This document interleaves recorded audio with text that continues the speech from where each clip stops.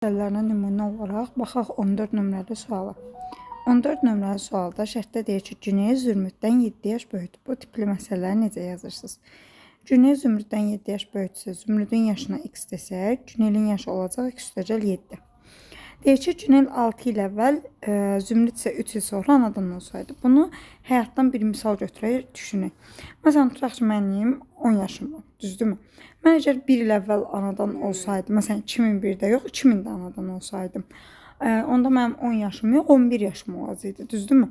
Yəni ki, əvvəl anadan olursa, 6 il əvvəl, deməli bunun yaşı 6 vahid daha çox olmuş olur. Ona görə buraya üstəgəl 6 qeyd edirik. Zümrüd isə 3 il sonra anadan olsaydı, məsələn, sən 2005-də yox, 2008-də anadan olsa, onda yaşın balacalaşır. Ona görə də x çıxılsın 3 yazırıq. İndi şərtdə deyir ki, Güney'in yaşı Zümrüdün yaşından 2 dəfə çox olardı. Güney'in yaşı 7 ilə 6-nı toplayıram, x+13-dür. Zümrüdün yaşı x+3-dür. Yəni bunu böləndə bizə verməlidir 2 dəfəni.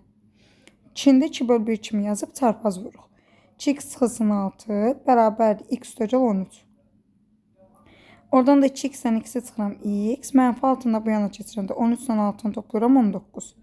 X-i tapdıq 19. Yəni Zümrüdün bunlar yazılmasaydı 19 yaşı var. Güney'in isə 19 ilə 7-ni toplayıram 26 yaşı olacaq.